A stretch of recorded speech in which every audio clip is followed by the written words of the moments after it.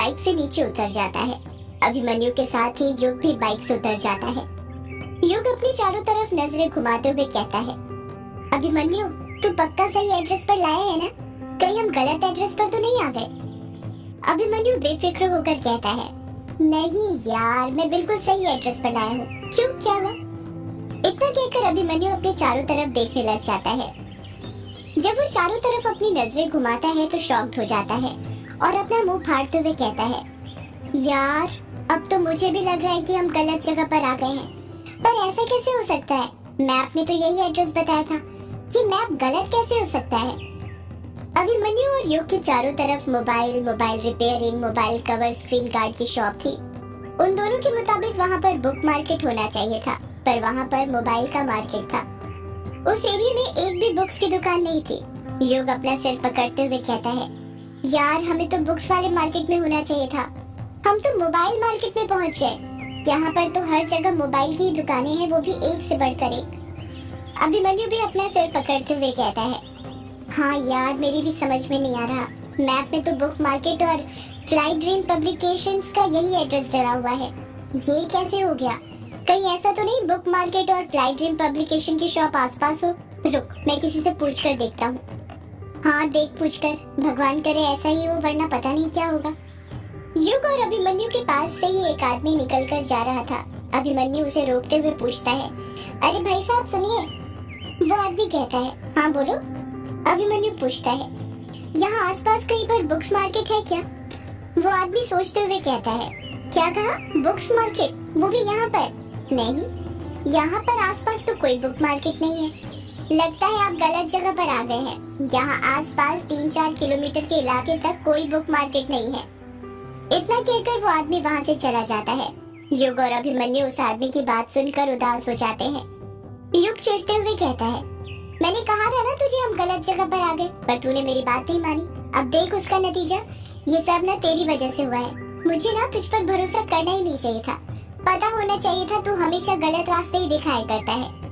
यार तू मुझ पर चिढ़ क्यों रहा है? अब इसमें मेरी क्या गलती है यदि मैं अपने एड्रेस गलत बताया तो? मैं तो तुझे उसी एड्रेस पर लाया हूँ ना जो इसमें डला हुआ था। तो रुक, मैं किसी और से पूछ कर देखता हूँ। किसी ना किसी को तो पता ही होगा। हो सकता है उस आदमी को पता ना हो। अक्सर जब किसी को रास्ता नहीं पता होता है तो वो सामने वाले को गलत रास्ता बता दिया करता है। अभिमन्यु के सामने ही मॉडर्न ड्रेस पहनकर एक लड़की खड़ी हुई थी जो मोबाइल चला रही थी। अभिमन्यु उसके पास जाकर उससे पूछता है, एक्सक्यूज मी, क्या आप मेरी एक हेल्प कर सकती हैं? वो लड़की मोबाइल चलाते हुए ही जवाब देती है, ऑफ कोर्स, बोलो क्या हेल्प कर सकती हूँ मैं तुम्हारी?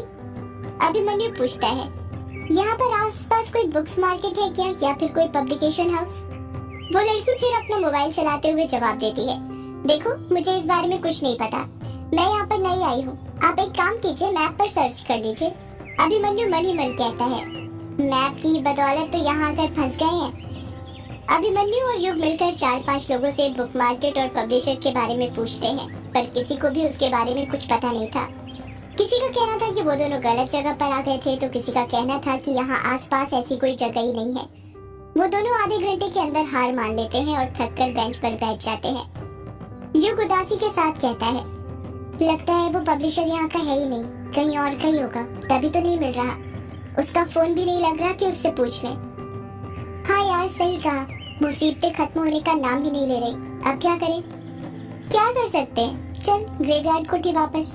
हाँ चल। इतना कहकर युग और अभिमन्यु बेंच पर से उठ जाते हैं। उन दोनों ने वापस जाने के लिए अभी अपनी बाइक की तरफ कदम बढ़ाया ही था कि तभी युग की नजर फुटपाथ पर पड़ती है और वो वहीं रुक जाता है। युग को रुकता हुआ देखकर अभिमन्यु पूछता है, क्या हुआ युग, तू रुक क्यों गया? घर नहीं चलना क्या? युग सामने देखते हुए कहता है, जरा वो सामने देख फुटपाथ पर। जब अभिमन्यु सामने नजरें करता है तो देखता है कि फुटपाथ पर ही एक सेकंड हैंड बुक स्टॉल की दुकान थी, जहाँ पर एक करीब 55-60 साल का बुढ़ा बैठकर किताब पढ़ रहा था। उस बुढ़े के पास कई पुरानी फटी किताबें रखी हुई थी। युग उस बुढ़े को देखकर कहता है, यार अभिमन्यु तूने एक बात नोटिस की? इस पूरे इलाके में हर जगह मोबाइल की शॉप है, बस यही एक किताब की दुकान है, वो भी फुटपाथ पर। हो सकता है इसे कुछ पता हो बुक मार्केट या पब्लिशर के बारे में। चल चल कर पूछते हैं। यार मुझे नहीं लगता इसे कुछ पता होगा, उसकी हालत देख, मुझे तो लग रहा है उसका गुजारा भी नहीं हो पा रहा होगा। पता नहीं क्यों खोल कर रखी है किताब की दुकान। हाँ वो तो है, पर हमने इतने सारे लोगों से पूछा है तो इससे पूछने में क्या जाता है। तेरा भी कहना ठीक है, चल पूछ ले इससे भी। युग और अभिमन्यु उस बुढ़े के पास पहुंच जाते हैं। उस बुढ़े ने अभी भी अपनी नजरें किताब पर जमाई हुई थी और बड़े ही ध्यान से किताब पढ़ रहा था। उसे तो पता भी नहीं था कि उसकी दुकान पर कोई खड़ा हुआ था। युग जानबूझकर खांसते हुए कहता है, सुनिए दादा। वो बूढ़ा किताब पर से अपनी नजरें हटाता है और युग से कहता है, हाँ बोलो, कौन सी किताब दूं? रक्त मंदिर, खूनी पिशाच, कैदी आत्मा, बेगानी रूह, राज भारती की, वेद प्रकाश शर्मा की, या फिर मंत्रों की एक से बढ़कर एक किताब है मेरे पास। या फिर वो परीक्षा वाली किताब चाहिए? अगर वो चाहिए तो वो नहीं है मेरे पास, सिर्फ साहित्यिक किताबें ही है मेरे पास। वो सरकारी नौकरी वाली नहीं रखता मैं, जिसे देखो रट्टू तोते वाली किताबें पढ़नी है। साहित्यिक किताब तो कोई पढ़ता ही नहीं है। युग उस बूढ़े को टोकते हुए कहता है, वो दादा, हमें कोई किताब नहीं खरीदनी। वो बूढ़ा युग पर भिन्नाते हुए कहता है, अगर किताब नहीं खरीदनी तो यहाँ पर क्यों आए हो? मेरा वक्त क्यों खराब कर रहे हो? इतनी अच्छी किताब पढ़ रहा था, पूरा मूड खराब कर दिया। अभी देवदास पारो से बिछड़ने ही वाला था कि तुम दोनों आ गए। अभिमन्यु मुंह फाड़ते हुए कहता है, क्या कहा? देवदास पारो से बिछड़ने वाला था? ये आप किताब पढ़ रहे हैं या फिर देवदास फिल्म देख रहे हैं? कहीं ऐसा तो नहीं कि आप किताब के अंदर मोबाइल छुपाकर फिल्म देख रहे हैं शाहरुख खान की? अभिमन्यु की बात सुनकर वो बूढ़ा गुस्से से उबल जाता है और अभिमन्यु पर बरसते हुए कहता है, तुम आजकल के नौजवानों को तो कुछ पता ही नहीं है। भूलो मत, देवदास फिल्म अपने शरद चंद्र चट्टोपाध्याय ने लिखी थी, उसी पर फिल्म बनी है। युग धीरे से अभिमन्यु से कहता है, यार तू क्यों फालतू के सवाल पूछकर दादा का ब्लड प्रेशर हाई कर रहा है? जो काम करने आए हैं वो करते हैं ना। युग उस बूढ़े से पूछता है, वो दादा, हम जानना चाहते थे कि यहाँ आसपास कोई बुक मार्केट है क्या? वो बूढ़ा कहता है, हाँ है ना बेटा। उस बूढ़े की बात सुनकर युग और अभिमन्यु खुश हो जाते हैं। वो दोनों खुशी से फूले नहीं समाते। युग एक्साइटेड होते हुए कहता है, कहाँ पर है दादा, बताइए ना। मैं जब से सबसे पूछ रहा हूँ, कोई बता ही नहीं रहा था बुक मार्केट के बारे में। अच्छा हुआ आपसे पूछ लिया, अब आप ही बताइए वो कहाँ पर है। वो बूढ़ा जवाब देता है, बेटा तुम बुक मार्केट में ही तो खड़े हो। अभिमन्यु अपना मुंह फाड़ते हुए कहता है, क्या कहा? हम दोनों बुक मार्केट में खड़े हैं, पर वो हमें दिख क्यों नहीं रहा? हमें तो बस यहाँ मोबाइल की ही शॉप दिख रही है। बूढ़ा कहता है, ये मोबाइल की तो शॉप बुक मार्केट है। युग हैरानी के साथ कहता है, मतलब दादा? मतलब ये बेटा कि आज से 10-12 साल पहले इसी जगह पर बुक मार्केट हुआ करती थी, पर जैसे जैसे वक्त बदला, किताबों की जगह मोबाइल ने ले ली और बुक मार्केट की जगह मोबाइल मार्केट ने। किताबें पढ़ता ही कौन है आजकल? जिसे देखो वो दिन भर अपनी उंगलियां मोबाइल पर ही तो घिसता रहता है। इसलिए वो बुक मार्केट बंद हो गया और उसकी जगह ये मोबाइल का मार्केट शुरू हो गया। बूढ़े की बात सुनकर युग और अभिमन्यु उदास हो जाते हैं। वो बूढ़ा अपनी बात को आगे जारी रखते हुए कहता है, टेक्नोलॉजी अच्छी तो होती है, पर कहते हैं ना किसी भी चीज की अति हानिकारक होती है। उसी का फल है कि आजकल के युवाओं को कुछ पता ही नहीं है। पता भी कैसे होगा? मोबाइल चलाने से तो फुर्सत मिले। उन्हें क्या पता किताबों के पन्नों की महक क्या होती थी। उन्हें तो बस सब डिजिटल चाहिए। इस डिजिटल ने सब कुछ बर्बाद कर दिया है। अभिमन्यु अपने हाथ में मोबाइल ही पकड़े हुए था। वो झट से अपना मोबाइल अपनी जेब में रख लेता है।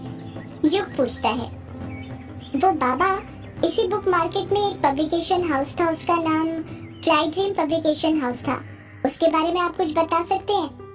बूढ़ा जवाब देता है, अरे उसके बारे में कौन नहीं जानता। उस जमाने का नामी पब्लिकेशन हाउस था। किताबें आते ही से ही मार्केट में बिक जाती थी। लोग तो पहले से बुकिंग कराते थे। एक से बढ़कर एक किताबें छापा करता था वो पब्लिकेशन हाउस। उसका एक नामी लेखक था। क्या नाम था उसका? हाँ याद आया, अनुराग। यही नाम था उस लेखक का। क्या तो लिखता था वो लेखक, पूरी की पूरी हॉरर उपन्यास। उसकी कहानियों से लोगों के दिल दहक जाते थे। सच कहूँ तो वो पब्लिकेशन हाउस सिर्फ अनुराग बाबू की किताबों पर चलता था। युग धीरे से कहता है, वो पापा थे मेरे। वो बूढ़ा खुश होते हुए कहता है, अच्छा तो तुम हो लेखक बाबू के बेटे? बड़े ही बढ़िया लेखक थे तुम्हारे पापा। क्या तो लिखते थे। मेरे पास उनकी 3-4 किताबें अभी भी रखी हुई हैं। तुम बोलो तो दूं? अभिमन्यु झट से पूछता है, क्या आपके पास उनकी ऐसी कोई किताब है जो यक्षिणी पर हो? बूढ़ा कहता है, क्या कहा? यक्षिणी पर? नहीं, ये किताब तो नहीं है मेरे पास, पर हाँ हम सुने थे वो यक्षिणी पर कोई सी किताब लिख रहे थे। न्यूज़पेपर में उनकी इसी किताब के बारे में छपा भी था कि आने वाली उनकी अगली किताब यही थी, पर उससे पहले ही बेचारे भगवान को प्यारे हो गए। अभिमन्यु पूछता है कि आपको कुछ पता है कि वो मार्केट में कब आने वाली थी? क्या वो किताब पूरी हो गई थी? वो हमें क्या पता, वो तो उस पब्लिशर को पता होगा ना जिसके पास से उनकी किताब पब्लिश होने वाली थी। हम सुने थे कि यही फ्लाई ड्रीम के पास से पब्लिश होने वाली थी। युग फटाक से पूछता है, क्या आप बता सकते हैं अभी फ्लाई ड्रीम पब्लिकेशन हाउस कहाँ पर शिफ्ट हो गया है? शिफ्ट की क्या बात करते हो बेटा, वो तो बंद हो गया कब का। युग अपना मुंह फाड़ते हुए कहता है, क्या कहा, बंद हो गया है? हाँ, हम बताए तो थे अभी कि फ्लाई ड्रीम पब्लिकेशन हाउस सिर्फ तुम्हारे पिता की किताबों पर चलता था। एक ही तो लेखक था उनके पास, बढ़िया धांसू सा। तुम्हारे पापा का देहांत होने के बाद वो पब्लिकेशन हाउस भी 6-7 महीने के अंदर ही बंद हो गया था। अभिमन्यु उदासी के साथ कहता है, अरे ये तो बहुत बुरा हुआ। बूढ़ा कहता है, हाँ वो तो है, पर हाँ, यदि तुम उस पब्लिशर से मिलना चाहो तो मिल सकते हो। वो इसी शहर में रहते हैं, ये जो गुवाहाटी के पास गांव पड़ता है ना, वहाँ पर ही रहते हैं। युग हैरानी के साथ पूछता है, आपको कैसे पता है उस पब्लिशर और मेरे पापा के बारे में इतना कुछ? पता कैसे नहीं होगा, मैं भी तो पहले वहीं पर काम करता था उस पब्लिशर के पास। बूढ़े की बात सुनकर युग और अभिमन्यु और शॉक्ड हो जाते हैं। वैसे तो मैं लेखक बनने गया था, पर लेखक बनना सबके बस में नहीं होता। कहानियां तो सबके पास होती हैं, पर असली लेखक वो होता है जिसे उस कहानी को पन्नों पर उकेरने का हुनर पता होता है। मैं उसी पब्लिकेशन हाउस में हेल्पर के रूप में काम करने लग गया था। जब पब्लिकेशन हाउस बंद हुआ तो मेरी रोजी रोटी भी बंद हो गई थी, पर किताबों से मुझे बड़ा लगाव था। सोच लिया था, चाहे कुछ भी हो इन्हें नहीं छोड़ूंगा। इसलिए ये जो जगह देख रहे हो ना, यहीं पर पहले पब्लिकेशन हाउस था। वहीं पर अपना सेकंड हैंड बुक की दुकान खोली।